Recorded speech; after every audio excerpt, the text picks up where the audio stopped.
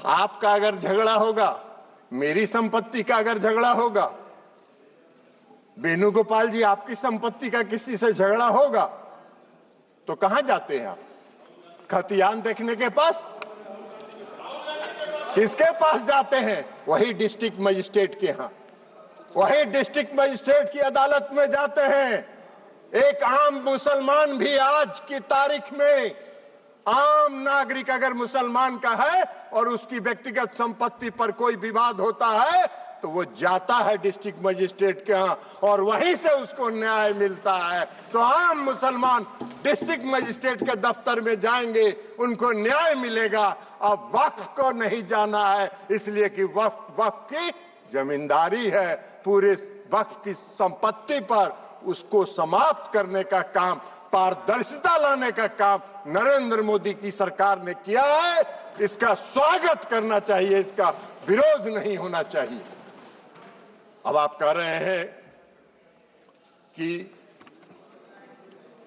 Tribunal की बात आती है। भाई क्या ट्रिब्यूनल में क्या दिक्कत है? आज का क्या कानून है? आज का क्या कानून है? आज का कानून यह है जो पाप किया आपने 2013 में। आज का कानून क्या है कि अगर कोई वक्त, जो सुबह में रिजिजू साहब मंत्री जी जो भाषण दे रहे थे, उन्होंने कहा कि धारा 40 को खत्म कर दिया हमने। बड़ा बहुत अच्छा धन्यवाद के पात्र हैं किरेन रिजिजू साहब जी। इन्होंने सुप्रीम कोर्ट की बिल्डिंग को, राष्ट्रपति भवन की बिल्डिंग को, लोकसभा की बिल्डिंग को बचा लेने का काम किया। नहीं तो कल को देता कि ये भी मेरा वक्त का संपत्ति है। भाई आपका कौन सा कानून है इस देश में?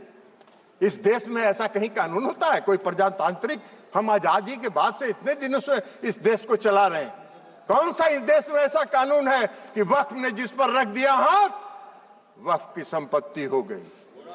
हम भी भेज देंगे आपको, देख लीजिएगा। तो आप वक्फ की संपत्ति में को अगर आज समाप्त कर दिया उस धारा को, तो बड़ा बढ़िया काम किया। हम धन्यवाद देते हैं रिजिजू साहब के, जिन्होंने इस देश को बचा लिया और इस देश के कई लोगों को इस शिकंजे में फंसने से बचा लेने का काम इन्होंने किया है। इसलिए हम उनको धन्यवाद देते हैं। अब ट्रिब्यूनल की बात है। ट्रिब्यूनल का क्या था भाई? कल इस कानून के तहत ट्रिब्यूनल में जाइए, ट्रिब्यूनल में जाके आप साबित करिए कि वक्फ का संपत्ति नहीं है, ये मेरा संपत्ति है।